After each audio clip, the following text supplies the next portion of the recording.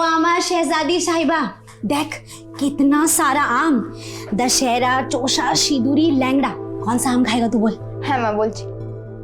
হ্যাঁ কিন্তু আমি বলছি कि এত সুন্দর। क्या बोला था? हिंदी में बात करना सीखना पड़ेगा ना, बाहर पढ़ाई करने जाएगा फिर हिंदी में बोलो।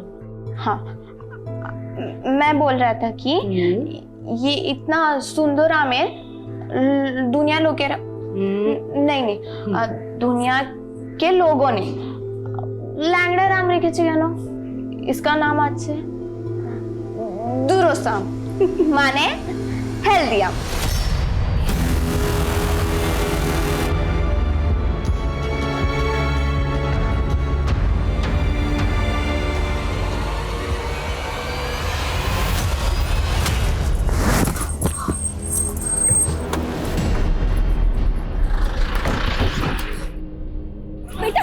बेटा उठो उठो, तुम ठीक हो ना?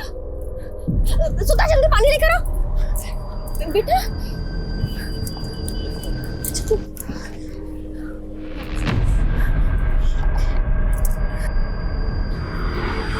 बेटा तुम कैरियां बेचती हो?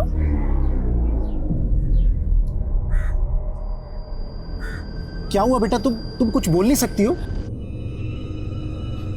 एक काम करते हैं, हम तुम्हारी ये सारी कैरियां खरीद लेते हैं, ठीक है?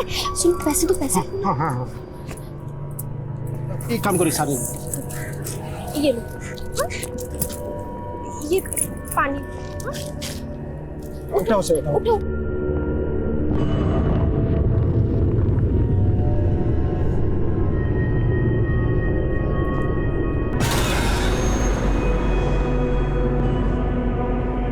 पैसा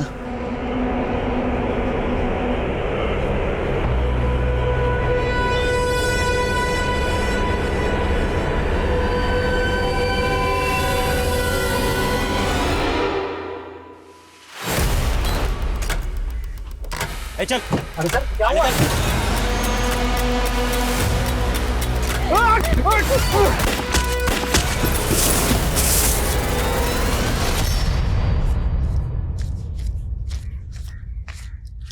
चला जल्दी।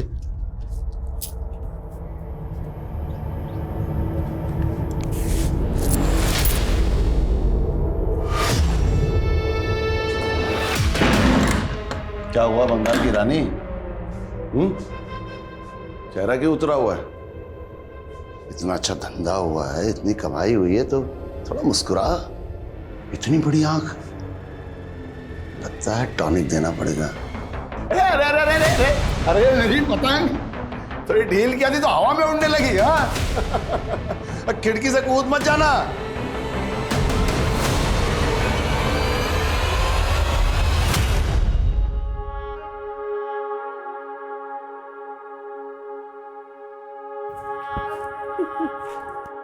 নাজিয়া, তুই জানিস যখন আমি স্কুলে ছিলাম তখন আমাদের স্কুলে একটা কবিতা ছিল, হাওয়াই জাহাজ। তাহলে মা শোনাও না কবিতাটা। हवाई जहाज फुर फुर फुर, बैठ शहजादी पार कर जाती पेड़ मकान जंगल दुकान फुर फुर फुर, दुबई ईरान फुर না फुर। মা আমি দুবাই ইরান যাব না, আমি তো প্যারিস যাব। এই আমি কি বলেছিলাম? হিন্দি में কথা बोलना सीखो, बंगाली में कम बात करना है। हाँ আমি প্যারিস जाएगा। ठीक तो है। हमारा शहजादी अगर पेरिस जाना चाहता है तो वहाँ का वीजा लगवा देंगे। সত্যি বাবা? एकेबारे सত্যি। আমি প্যারিস যাব। तुम पेरिस जाएगा और हवाई जहाज में जाएगा।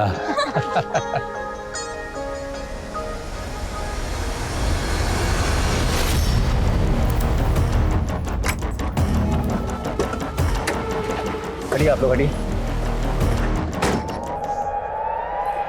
सर लड़की तो जिंदा है। इसे गाड़ी में बिठाओ और तुरंत हॉस्पिटल लेकर जाओ। क्विक, फास्ट फास्ट निकलो।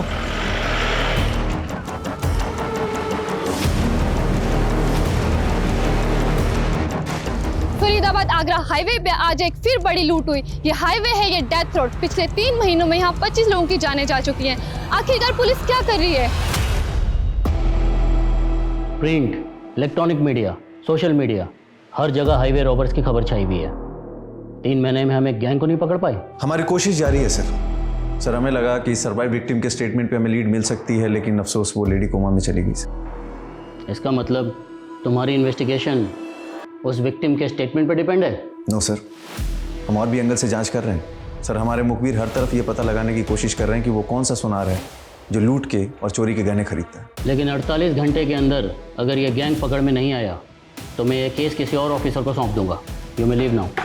सर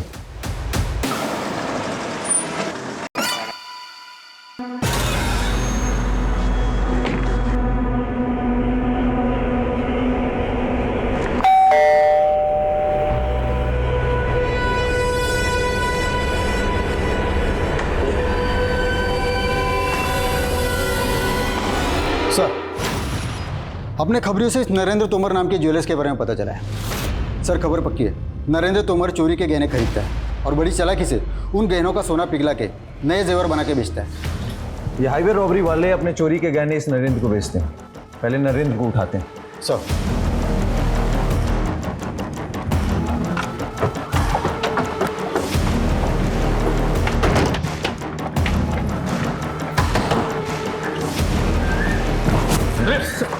पूरे घर को अच्छे से सर्च करो, कोना कोना छान मारो, क्विक। सर बात क्या है, हुआ क्या है सर, बताइए तो सही। सर पूरा घर छान मारा लेकिन कुछ नहीं मिला। ले चलो इसे। चल। कहाँ ले जा रहे हो सर? सर मैं किसी हाईवे गैंग को नहीं जानता सर, मैंने कोई चोरी की हो गहनों की डील नहीं की। नाम बता। इस हाईवे रॉबरी केस में और कौन कौन शामिल है? नाम बता। नो अंशुल, मुझे ये समर्स की मैरिज बिल्कुल पसंद नहीं है और तुम चाहते हो कि हम समर में शादी करें। क्योंकि बेबी अगर हमने अब भी शादी नहीं की तो फिर अगला मुहूर्त सीधा 7 महीने बाद है, और देखो मेरी तरफ, मैं उतना वेट नहीं कर सकूंगा। वेट तो मैं भी नहीं कर सकती, लेकिन कुछ नहीं, हम अगले हफ्ते शादी कर रहे हैं बस, और उसके बाद हम सीधा यूरोप जा रहे हैं। सिर्फ हनीमून के लिए नहीं, हम वहां पे परमानेंटली शिफ्ट होने वाले हैं। क्या हम अब्रॉड शिफ्ट हो रहे हैं? लेकिन तुमने मुझे पहले क्यों नहीं बताया? क्योंकि मैंने थोड़े दिन पहले ही प्लान बनाया कि मुझे इंडिया से जल्द निकलना है, तुमसे शादी करते ही बस। बेटा, अब अपना हनीमून तू जेल में मनाना। तिवारी लेके चले इसे। सर एक सेकंड, आपको कुछ गलत हुआ कैसा? सर मैंने कुछ सर मैंने कुछ किया। सर मैंने कुछ नहीं किया। सच बोल रहा हूं सर, मैंने कुछ भी नहीं किया। नरेंद्र तोमर ने नाम लिया है तेरा। हाईवे रॉबरीज का करता धरता तू ही है। तूने और तेरे गैंग के मेंबर ने इतने मर्डर्स किए हैं। सर आप क्या बोल रहे हो सर? और कौन है नरेंद्र तोमर? लूट का माल कहाँ है? कहाँ है लूट का माल? सर मैं सच बोल रहा हूँ सर, मैं छोटा सा बिजनेसमैन हूँ बस। आर्म्स डीलर है तू? सर तो मैं गन्स बेचने का धंधा करता हूँ सर, मेरे पास लाइसेंस है। सर आपको कोई गलतफहमी हुई है, अंशुल ने कुछ नहीं किया। वैसे आप अंशुल की क्या लगती है? सर मैं उसकी मंगेतर। बच गई आप। एक कुख्यात अपराधी से आपकी शादी होने वाली थी। Sir please.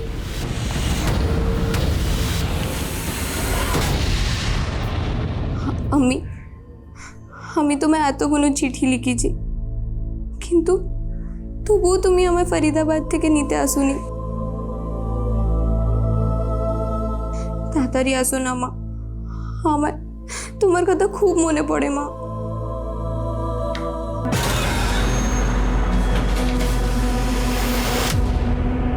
क्या छुपा रही, क्या छुपा रही?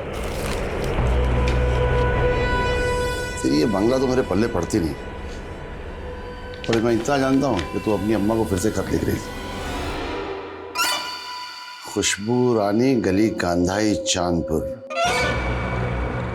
तेरा ये खत मैं डाक खाने तक पहुंचा दूंगा। फिलहाल मैं तेरे लिए चने लाया हूं, कल से तू चने बेचेगी। चल।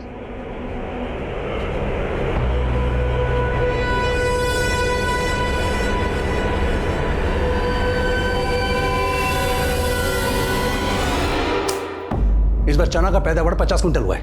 ये 20 क्विंटल पैसे क्यों दे रहा तू हमें? आपको बताया था ना, बाकी का चना में घुन लग गया था। घुन लग गया है या सारा बेच के तू खा गया है? तुझको हमने रिश्तेदार समझा था और तू हमको धोखा दे रहा है। दादा कॉलर छिड़ दो, वरना क्या की कोरे ने भी तू ही ছাড় বলে তোকে তুই দেখলে না, देखे रे क्या फिल्म শেষ করে দেবো তোকে। मेरे फिल्मोगे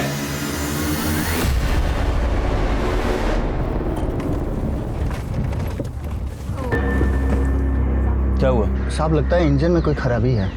मैं चेक करता हूँ।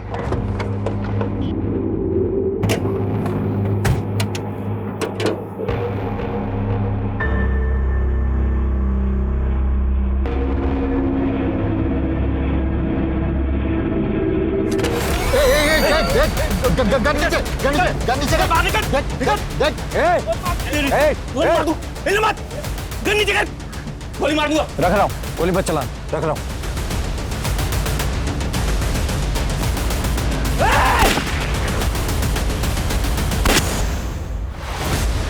पुलिस ने हाईवे रॉबरी में जिन 2 लोगों को गिरफ्तार किया था उनका एनकाउंटर कर दिया गया है। और गौर करने वाली बात यह है कि इसमें एक नामी ज्वेलर नरेंद्र तोमर और दूसरा सरकारी आर्म डीलर अंशुल मेहता। क्या वाकई ये दोनों इस रॉबरी के किंग पिंग है? और आखिर ऐसा क्या हुआ कि पुलिस ने इनका एनकाउंटर कर दिया? अंशुल मेहता की मंगेतर शैलजा गोयल ने सोशल मीडिया के जरिए पुलिस पे गंभीर इल्जाम लगाते हुए ये लिखा है कि ये एक फेक एनकाउंटर था, जो कि काफी तेजी से वायरल हो रहा है। इसके मुताल्लिक उन्होंने एक वीडियो भी रिलीज किया है। सर अंशुल की मंगेतर पुलिस पर यह आरोप लगा रही है कि एनकाउंटर फेक है। देखिए, हमने एक SIT टीम का गठन किया है जो इस एनकाउंटर की जांच और हाईवे रॉबर्स को जल्द से जल्द पकड़ने के लिए प्रतिबद्ध है। Sir, one more question. इस केस ने जल्द ही ऐसा तुल पकड़ा कि पुलिस एनकाउंटर की सत्यता की जांच करना पुलिस महकमे के लिए बहुत जरूरी हो गया।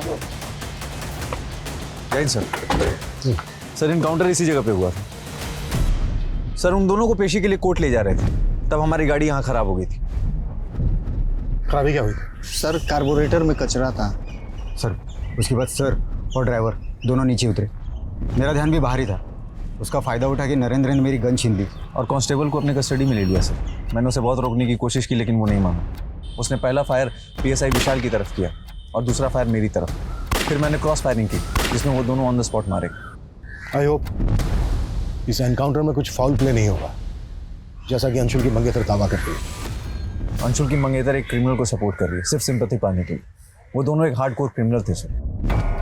लेकिन इस गैंग में सिर्फ 2 ही लोग तो नहीं होंगे। सर, इस बात का अफसोस तो हमें भी है कि हम उनके बाकी साथियों का नाम नहीं निकलवा पाए। दादा, चनाने में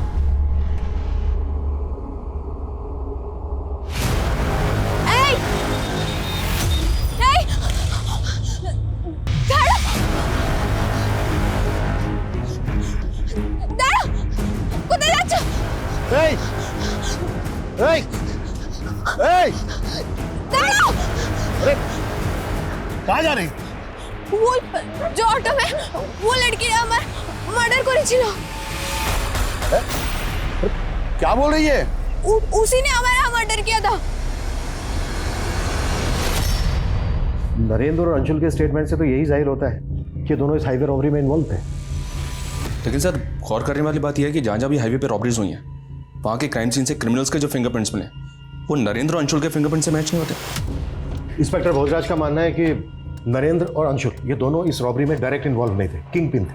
मतलब ये कि असली रॉबर्स अभी भी फरार है, जो नरेंद्र और अंशुल से कनेक्टेड हो। इनकी एक एक डिटेल पता करनी होगी। अच्छा, वो जो विक्टिम सर्वाइव कर गई, होश में कब तक आ रही है? सर, डॉक्टर्स का कहना है कि वो लेडी रिकवर कर रही है, लेकिन उसे होश कब तक आएगा सर, ये कहना थोड़ा मुश्किल है। इस रॉबरी से पहले आगरा फरीदाबाद हाईवे पर 4 रॉबरी और हुई। डिटेल्स दिखाऊंगी। ये देखिए सर, पिछली सभी वारदातों में कोई भी विक्टिम नहीं बचा था सर। और अजीब बात यह है कि हर बार क्राइम सीन से कुछ ना कुछ अजीब मिला था। पहली वारदात में क्राइम सीन से काफ़ी टॉय मिले थे, दूसरी में स्ट्रॉबेरीज, तीसरी में पेन और चौथी वारदात में क्राइम सीन से कच्चे आम मिले थे। लेकिन इस सबका इस रॉबरी से क्या कनेक्शन हो सकता है? इन रॉबरीज में विक्टिम को शूट किया गया था। अंशुल एक आर्म डीलर है, हो सकता है उसकी पिस्टल इस्तेमाल की गई। उसकी शॉप पर जितने भी गन है उन सबकी जांच करवाओ और पेपर भी चेक करवाओ। Okay sir.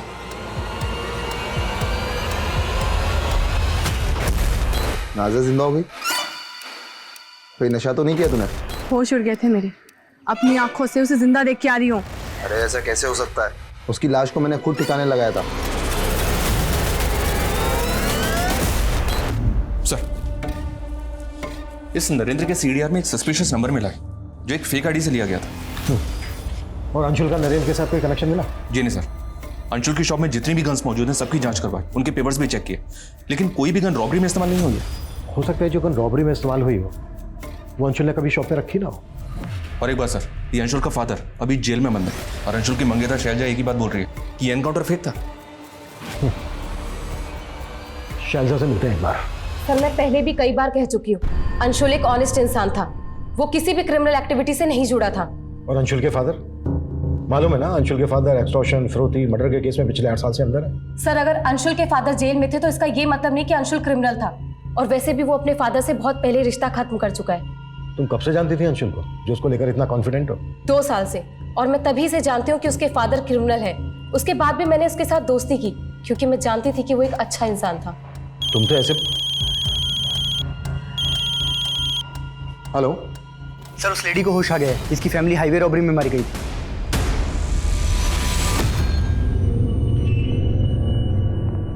अच्छा लता जी, जब ये सब हुआ तो उस वक्त रॉबर्ट्स के साथ ये लोग भी थे? मैंने उनका चेहरा नहीं देखा, उनका चेहरा ढका हुआ था सिवाय 2 पुलिस वालों के। पुलिस वाले? हाँ सर, 2 पुलिस वाले थे, उन्होंने ही हमारी गाड़ी रुकवाई। जैसे ही गाड़ी रुकी कुछ लोग फिर पीछे से आए, उनके चेहरे ढके हुए थे, उन्होंने हमें जबरदस्ती गाड़ी से निकाला, उन्होंने मेरे पति को गोली मारी, फिर मुझे। अच्छा लता जी, वो जो 2 पुलिस वाले थे वो दिखते कैसे थे? उनके नाम क्या थे? नेम प्लेट देखी थी आपने उनकी? मैंने ठीक से नहीं देखा। क्राइम सीन पर कुछ कच्चे आम बिखरे हुए थे, आप कुछ उनके बारे में बता सकती हैं, वो कैसे आए? हादसे के कुछ दूरी पहले ही हमने एक बच्ची से वो कच्चे आम खरीदे थे। सर वो बच्ची हमारी गाड़ी के नीचे आते बाल बाल बची थी, इसलिए हम उस बच्ची पर दया खाकर वो सारे कच्चे आम खरीद लिए थे। लता जी, ये जो बच्ची थी जिससे आपने आम खरीदे, ये क्राइम सीन से कितनी दूर पहले मिली थी आपको? सर लगभग 500 मीटर पहले। इस वारदात से पहले जिन वारदातों में क्राइम सीन से पेन, टॉय, स्ट्रॉबेरी मिले हैं, हो सकता है वो किसी हॉकर ने विक्टिम्स को बेचे हो, या फिर शायद इसी बच्ची ने बेचे हो। मतलब सर आप कहना चाहते हैं वो बच्ची क्रिमिनल से जुड़ी हो सकती है? बिल्कुल, हो सकता है वो बच्ची क्रिमिनल्स के लिए रेकी करती हो और फिर वो क्रिमिनल्स को सिग्नल देती हो लूट और मर्डर करने के लिए। वैसे भी उस बच्ची को क्राइम सीन से लगभग 500 मीटर पहले ही देखा गया है। उस बच्ची से हमें क्रिमिनल्स की लीड मिल सकती है। एक काम करो, लता से उस बच्ची का स्केच बनवाओ।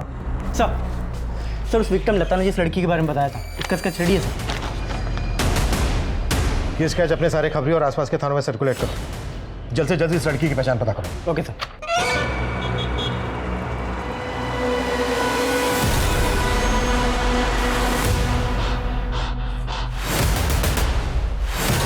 सब करना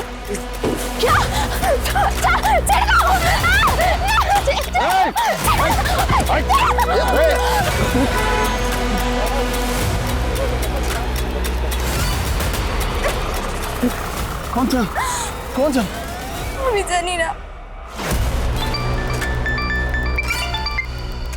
हेलो,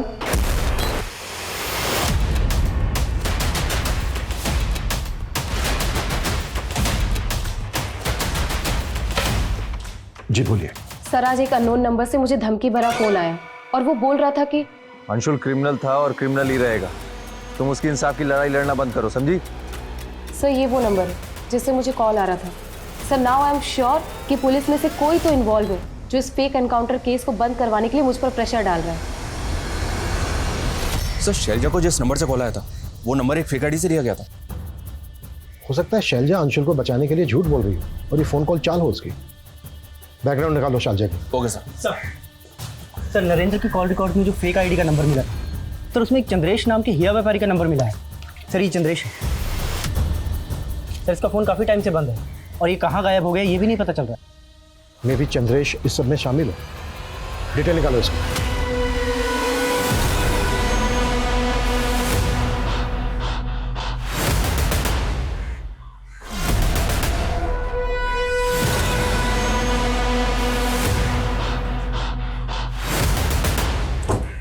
हाँ सर, इस लड़की को अक्सर मैंने एक बूढ़ा आदमी के साथ देखा है, वो वहीं पे सामान बेचा करती थी।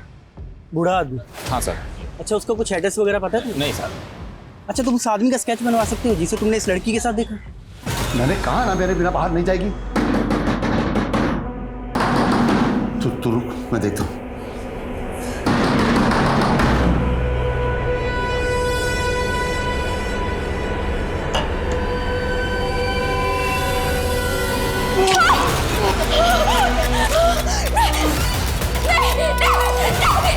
सर मैंने शैलजा के कॉल डिटेल्स चेक की। उसके कॉल डिटेल्स के मौजूदा नंबर्स में से कई नंबर फेक आईडीज़ के हैं सर, जिनसे लगातार उसे कॉल किया जा रहा था। कहीं ऐसा तो नहीं है कि ये शैलजा भी सब में इन्वॉल्व है और अब तक झूठ बोलती आ रही है हमसे? सर आप कमाल करते हैं। पहले अंशुल को पुलिस वालों ने फेक एनकाउंटर पे मार दिया और जब मैंने आवाज उठाई तो आप लोग मुझ पर शक कर रहे हैं। ऐसे ही शक नहीं कर रहे हैं हम तुम पे। तुम्हारे कॉल रिकॉर्ड्स में फेक आईडी से लिए के कई नंबर मिले हैं। कॉल आते थे उन नंबरों से तुम्हें जो अब बंद है। क्यों आते थे उन नंबर से कॉल? ये देखो। चुप क्यों हो गई अब? बोलो किसके नंबर है ये सब? मुझे नहीं पता, लेकिन इन नंबर से मुझे कई बार ब्लैंक कॉल्स आए हैं। Blank calls? हाँ, और सिर्फ ब्लैंक कॉल्स ही नहीं बल्कि कोई लड़का है जो मुझे हर रोज फोन करके परेशान करता था। तुम्हें मैंने कितनी बार कहा है कि मुझे फोन करके परेशान करना बंद करो? समझ में नहीं आता तुम्हें? और सिर्फ कॉल ही नहीं करता था बल्कि आए दिन मेरे घर के सामने गिफ्ट्स और लेटर्स छोड़कर जाता था। तो तुम ये कह रही हो कि ये सारे नंबर किसी सिरफिरे आशिक के जो तुम्हें कॉल करके परेशान करता था, तुम्हें गिफ्ट देता था, लेटर देता था, लेकिन तुम्हारा रॉबर्ट्स के साथ कोई ताल्लुक नहीं है, जिनके साथ अंशुल का किसी भी क्रिमिनल के साथ कोई लेना देना नहीं है सर, और ना ही मेरा। लेकिन हम उस आदमी से जरूर मिलना चाहेंगे जो तुम्हें कॉल करके परेशान करता था, तुम्हें गिफ्ट देता था। वो गिफ्ट तो होंगे ना तुम्हारे पास? जी।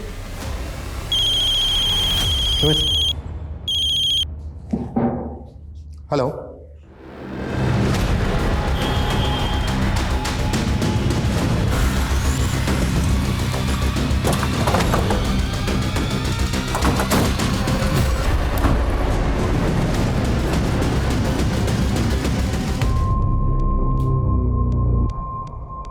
सर ये कंफर्म है, ये वही आदमी है जो कैरी बेचने वाली उस बच्ची के साथ रह रहा था। ये देखिए। मनीष, बच्ची को ढूंढो, यहीं कहीं होनी चाहिए। सर। स्लाइड। सर। पकड़ चेक करो।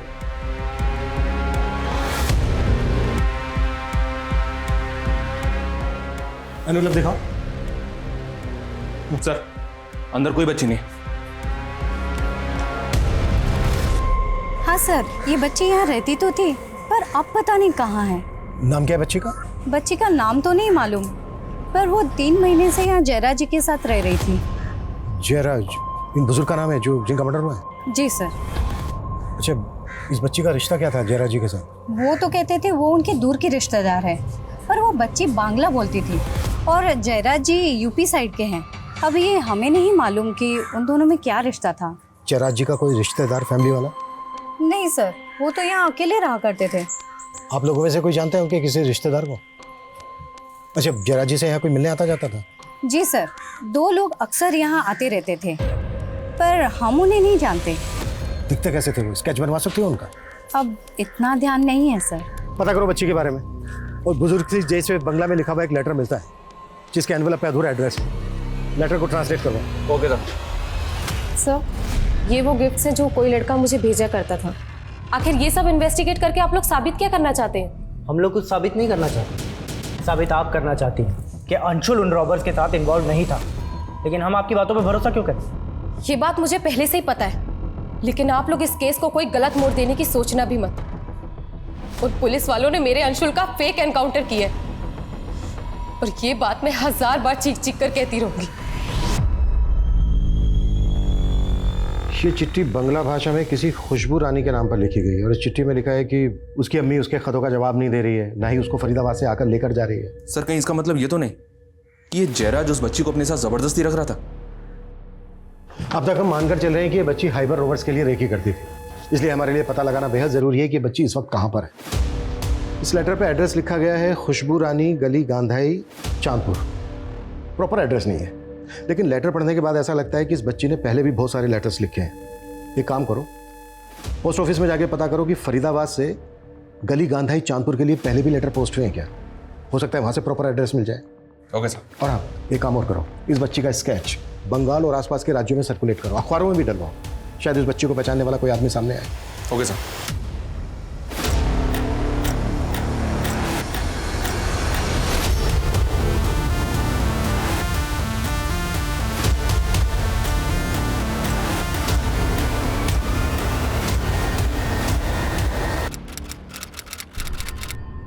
তুই চিন্তা করবি না, হ্যাঁ? সাহাব আসবে, সাহাবকে সব বলে দিবি, তারপরে তোকে ঠিকঠাক ঘরে পৌঁছে দেবে। সব নমস্তে। नमस्ते जी, नमस्ते बताइए। करो, नमस्ते करो। क्या हुआ?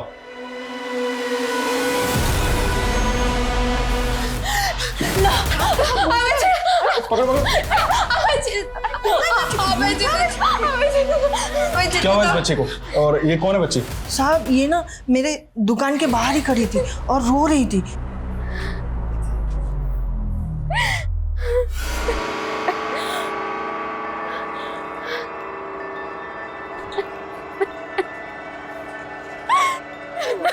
इसको अपना घर का पता भी पता नहीं है। और साहब इसने ना मुझे बोला कि इसके साथ किसी ने किया है। लो बेटा पानी पियो। खा जल खा। देखो बेटा, तुम्हें डरने की बिल्कुल भी जरूरत नहीं। तुम्हारे साथ जिसने भी गलत किया है हमें उसके बारे में बताओ। साहब इसे हिंदी नहीं समझती, बंगाल की किसी जगह से है। इसे तो इसका एड्रेस भी याद नहीं है, लेकिन इसने मुझे कहा है सब कि इसका रेप हुआ है। पहले हम बच्ची का मेडिकल करवाते हैं। जानवी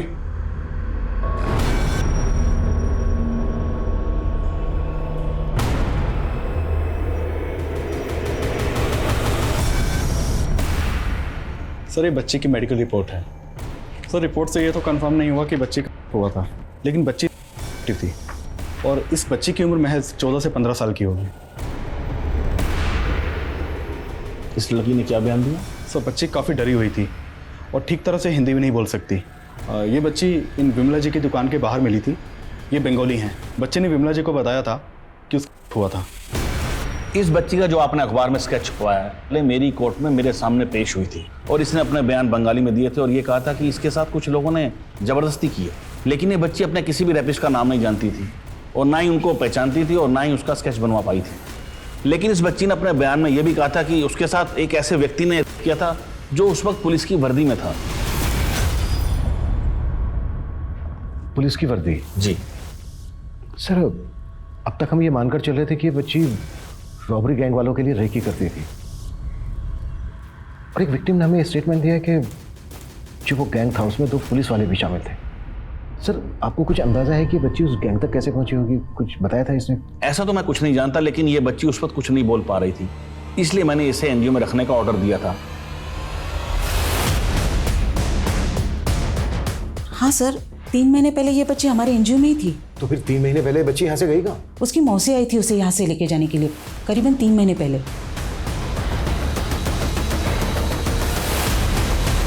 जब उसकी मौसी आई थी उसको लेने, आपने लोकल पुलिस को इन्फॉर्म किया था? नहीं सर, मुझे लगा उसकी फैमिली आ गई तो मैंने उसे जाने दिया। क्या ऐसा तो नहीं है कि किसी के इशारे पे किया आपने ये सब? No sir, it's just a mistake. उस लेडी की डिटेल दीजिए हमें।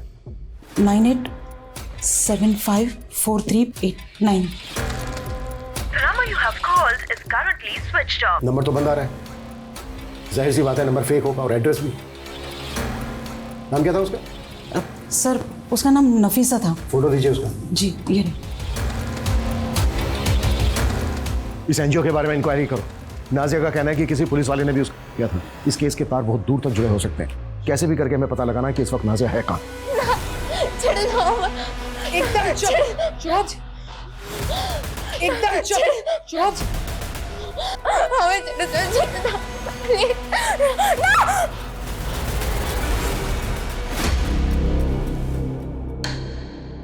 सर ऐसी कई फुटेजेस हैं जिनमें ये आदमी शैलजा का पीछा करते हुए दिखाई दे रहा है, लेकिन सर किसी भी फुटेज में इस आदमी का चेहरा क्लियर नहीं है। ये आदमी किसी फुटेज में शैलजा के साथ बात करते हुए भी दिखाई गए? नहीं सर, लेकिन सर मुझे ऐसा लग रहा है कि कहीं ये आदमी शैलजा का वही जिल्टेड लवर तो नहीं है जो शैलजा को ब्लैंक कॉल्स किया करता था और गिफ्ट्स भेजा करता था। पता करो ये आदमी कौन है।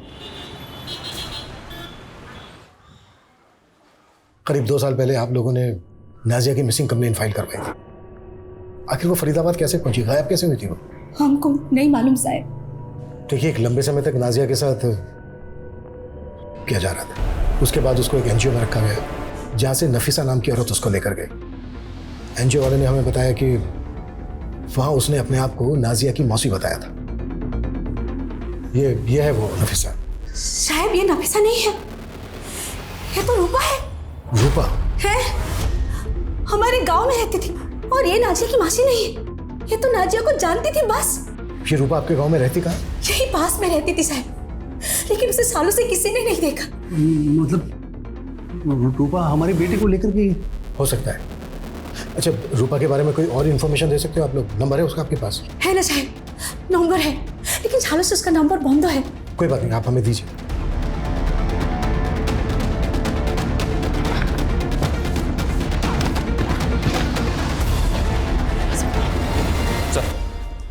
सर रूपा के पुराने नंबर की सीडीआर चेक की तो एक चौंकाने वाली बात पता चली। इसके कॉल रिकॉर्ड्स में कई पिम्स के नंबर हैं जो अभी इनएक्टिव हो चुके हैं। रूपा के कॉल रिकॉर्ड्स में जितने भी पिम्स के नंबर हैं उन सब की डिटेल निकालो। हो सकता है वहां से हमें रूपा के बारे में लीड मिले। जी सर। मनीष, ये बच्ची नाजिया खुद एक विक्टिम है और एक हाईवे रॉबरी के केस में आगे अटक गई है। इस नाजिया की तलाश ने इस केस को बुरी तरह से उलझा दिया सर। समझ में नहीं आ रहा कि इस केस का डायरेक्शन क्या होगा। इस केस का डायरेक्शन चाहे जो भी हो, पर इस बच्ची को ढूंढने की इच्छा मेरी बढ़ती जा रही है। सिर्फ इसलिए नहीं कि ये मैं हाईवे रॉबरी गैंग की लीड दे सकती है, बल्कि इसलिए कि बच्ची एक दलदल में जाके फंस गई है और मुझे लगता है इस बच्ची को उस दलदल से निकालना बेहद जरूरी है। सर मैंने शैलजा और अंशुल दोनों की पिछले 2 सालों की कई बातें पता की हैं सर। ये शैलजा अपने पेरेंट्स के साथ कानपुर में रहा करती, जहां उसे एक रिश्ता आया था, जिस रिश्ते को शैलजा ने बिना लड़के को देखे ठुकरा दिया था। हाँ, लेकिन इस सब का हमारे कैसे क्या कनेक्शन? कनेक्शन है सर, क्योंकि इंस्पेक्टर भोजराज कानपुर बैच का है और शैलजा ने जिस रिश्ते को ठुकराया था वो और किसी का नहीं, इंस्पेक्टर भोजराज का ही था। ये एक महज इत्तेफाक है कि मेरे घर वालों ने मेरी शादी 2 साल पहले शैलजा के साथ फिक्स कर दी थी। जब मैंने अंशुल को अरेस्ट किया मुझे नहीं पता था कि शैलजा उसकी मंगेतर है। लेकिन एक पुलिस वाले होकर तुम एक लड़की को स्टॉक कर रहे थे, ब्लैंक कॉल और गिफ्ट देकर उसे परेशान कर रहे थे। ये जितनी बातें आप कह रहे हैं कि मैं ऐसा कर रहा था, इसका कोई प्रूफ है आपके पास या फिर ऐसे ही बस? प्रूफ तो हमारे पास इस बात का भी नहीं है कि अंशुल मेहता का रॉबरी गैंग से कोई ताल्लुक था। तुम्हारे पास है कोई प्रूफ? सब खेल था तुम्हारा। अब तुम अपना क्या मान रहे हो या मनवाए हम? सर मैं मानता हूँ मैं उन रॉबर्ट से गहने खरीदता था, लेकिन वो कौन है सर मैं नहीं जानता। वो मेरा फोन पे उनसे कांटेक्ट होता था, गहने लेकर आते थे, मुझसे पैसे ले जाते थे और जो बंदा आता था वो मुंह ढक कर आता था सर। देख, अगर तुझे इस रॉबरी केस से बचना है तो तुझे कहना होगा कि अंशुल मेहता नाम का एक आदमी है जो तेरे कांटेक्ट में है और वो उन रॉबर्स में से एक है। मुझे पता था कि नरेंद्र के जरिए मैं उन रॉबर्स तक नहीं पहुंच सकता, लेकिन अंशुल को अगर रास्ते से हटा दिया तो मैं शैलजा की जिंदगी में दोबारा वापस जरूर आ सकता हूँ। मैंने ही नरेंद्र को कहा था कि अंशुल का नाम ले, उसके बदले कोर्ट ले जाते वक्त मैं उसे भागने में मदद करूंगा।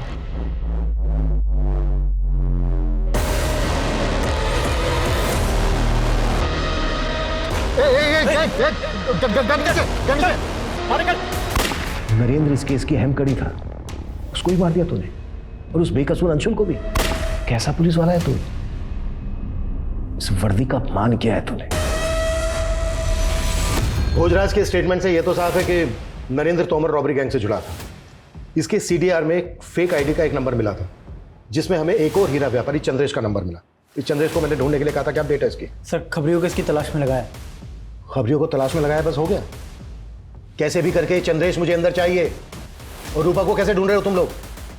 और रूपा की कॉन्टैक्ट लिस्ट में जितने भी पिन थे उनकी क्या अपडेट है? सर उसकी भी तलाश जारी है। सर मैं नाजिया मिसिंग केस में बेंगलोर पुलिस की इन्वेस्टिगेशन को स्टडी कर रहा था। उस केस में एक एंगल ऐसा था जिसको बेंगलोर पुलिस ने इन्वेस्टिगेट किया ही नहीं था। कैसा एंगल?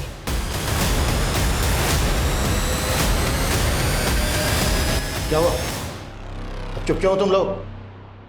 दुबई के उस शेख के साथ क्या वास्ता है तुम लोगों का? कहीं ऐसा तो नहीं है कि दुबई के उस शेख के साथ नाजिया की शादी करवा दी थी तुम लोगों ने? किंतु सर नाजिया तो लापता है। तो फिर दुबई के उस शेख ने तुम्हारे अकाउंट में पैसे ट्रांसफर किए थे? ये नहीं बताएगा साहब, हम बताते हैं आपको। ये नाजिया का शादी वो दुबई के शेख के साथ कराने वाला था। सर हम क्या करते हैं? सर हमारे एक रिश्तेदार है आफाक, उसे हमारा सारा जमीन कब्जा कर लिया है।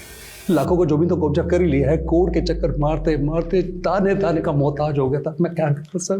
पैसों के लालच में तूने अपनी बेटी का सौदा कर दिया? कैसा बाप है रे तू? ये वही करने वाला था, लेकिन हम नाजिया का अच्छा चाहता था। बस हमारा माथा खराब हो गया था। क्यों? वो रूपा पे भरोसा कर ली। इसके लिए हम रूपा को बोला कि नाजिया को थोड़े दिनों के लिए अपने पास रखे। लेकिन हमको क्या मालूम था कि वो हमारी लड़की को हमसे इतना दूर लेकर जाएगी। नाजिया के माता पिता की भूमिका भी अब संदिग्ध नजर आ रही थी। वहीं एसआईटी को जल्द ही चंद्रेश नाम के हीरा व्यापारी की एक लीड मिली जो चोरी के गहने खरीदा करता था। सर मेरी बात मानिए सर, मैं किसी नरेंद्र तोमर को नहीं जानता सर। जिस फेक आईडी के नंबर से नरेंद्र तोमर को कॉल किया जाता था, उसी फेक आईडी के नंबर से तुझे भी कॉल किया जाता था। बोल कौन है वो जो तुम दोनों को कॉल करता था? सर वो तो जमीर और रुस्तम है। काम लेंगे ये दोनों।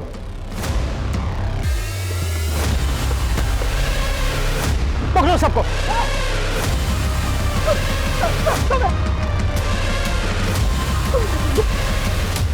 कौन है बच्ची? हमें नहीं मालूम सर, ये बच्ची तो जयराज के साथ रहती थी। जयराज भी तुम लोगों के लिए काम करता था ना?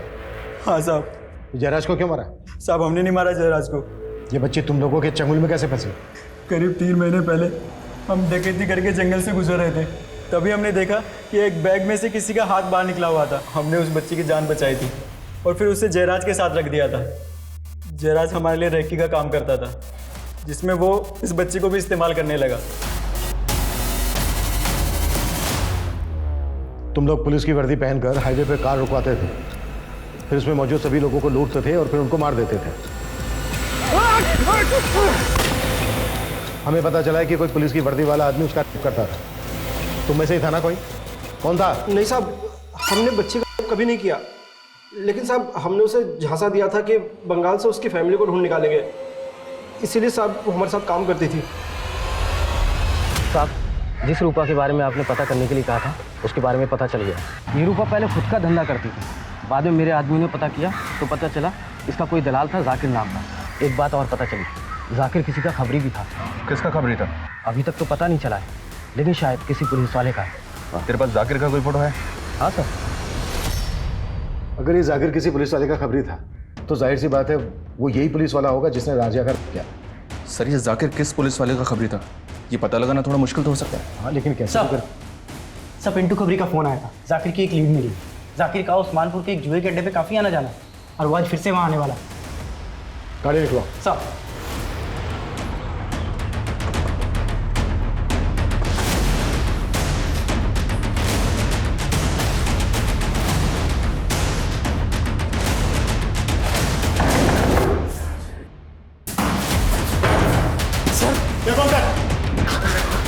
बोल राजिया का। सर बोल। सर बताता हूँ सर। अरे हाँ, चिंता क्यों कर रहे हैं आप?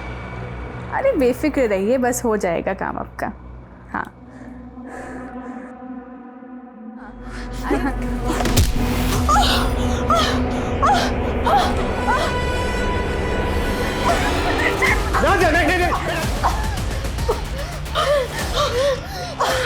मनीषा लेके चलो इसको। बेटा डरो मत, हम पुलिस, कुछ नहीं होगा तुम्हें। हम फरीदाबाद में मीट का काम करता था और एक्स्ट्रा पैसा कमाने के लिए हम रैकेट से जुड़ गया। तभी हमारा मुलाकात जाकिर से हुआ था। हम जानता था कि वर्जिन लड़की का मार्केट अच्छा है, इसलिए जब नाजिया की माँ नाजिया को हमारा पास छोड़ के गया तो हमारा मन में लालच आ गया और हम उसको फरीदाबाद लेके आ गया। आओ अंदर आओ नाजिया। और जाकिर उसको पे बिठा दिया। मैं बस नाजिया ऐसी बच्चियों को सूटकेस में डालकर अपने क्लाइंट्स के पास ले जाता। नाजिया के साथ भी मैंने यही धंधा शुरू कर दिया था।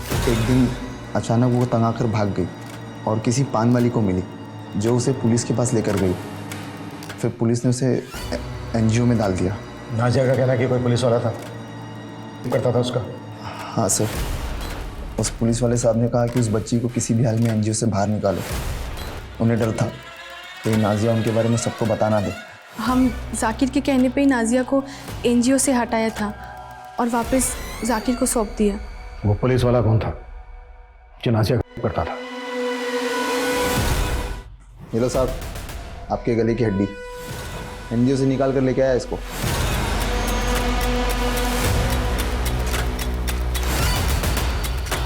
साहब को लगा कि वो मर गई, इसलिए मैं उसे सूटकेस में डालकर दूर जाकर फेंक के आया। लेकिन मुझे नहीं पता था कि वो जिंदा थी। वो तो 3 महीने बाद अचानक रूपा ने उसको एक बूढ़े आदमी के साथ देखा, तो मैंने ये बात साहब को बताई। साहब ने कहा कि ख़त्म कर दो नाजिया को। वो बच्ची फिर हाथ से निकल गई।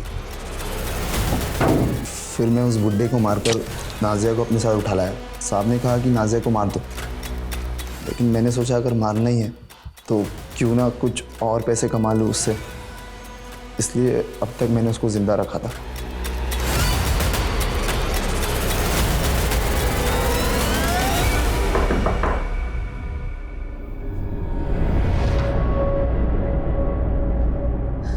मम्मी